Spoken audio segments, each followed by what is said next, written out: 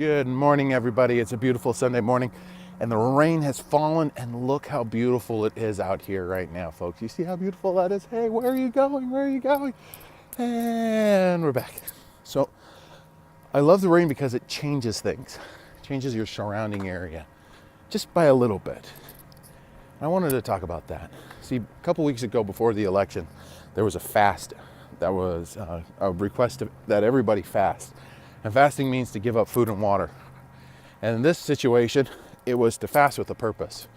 So give up food and water and pray to God, asking that this country, the United States of America, would actually move forward, that we would make sound decisions, and that we would be able to have the right individuals in office.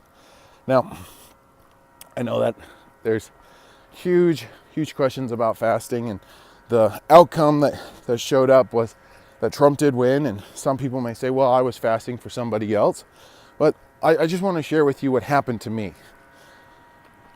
On election night, I was still contemplating who I was going to actually vote for. And I finally came to the decision that I was going to choose this one individual, this one candidate. And the reason why was because as I was looking at all the candidates, I kept on going through my mind about how so many people have said so many negative things about these individuals. And I was like, man, is there anyone good enough? And then the Spirit, which is what we call the Holy Ghost, I felt an impression, and that was him. And he said, if you can change, why can't they? And I was thinking to myself, wait, what? I said, if you can change, if God is patient enough to watch you change, then don't you think those individuals could change? I was thinking, I guess so. So as I was doing that, I selected the individual, and I felt so peace. I felt at peace. I was like, well, you know what? If Hillary wins, I'm going to do my best as a citizen to make sure that she's held accountable. And I'm going to pray that she makes the proper changes to this country so that way we can live in peace. And I also felt if Trump wins, or if one of the other candidates win, well, I am going to be at peace because I'm going to be praying that those individuals will change. So the next day, all of a sudden, Trump won. And there have been still a lot of controversy, which I still don't understand. But I know that a lot of people are upset, and they have their right to do that as well. But they also have the right to ask God, or whoever they believe in, to help these politicians change, that they can become more loving, more sincere.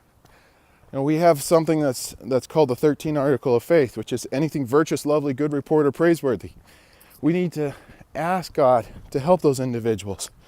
There are so many stories, religious-wise, of individuals that were bad that eventually became good. It reminds me of an individual who gave a talk about wanting people to change. A guy by the name of Thomas S. Monson. And he talks about change. And he says that back in 1940 and the 1950s, a man by the name of Clinton Duffy, who was a prison rehabilitation officer, or a rehabilitation individual, who tried to rehabilitate and change the lives of men during that time period, was approached by a reporter. And the reporter said, "Sir, don't you know that leopards don't change their spots?" To which Mr. Duffy said, "You're exactly right. But I don't work with leopards. I work with men. And men change every day." Something to think about.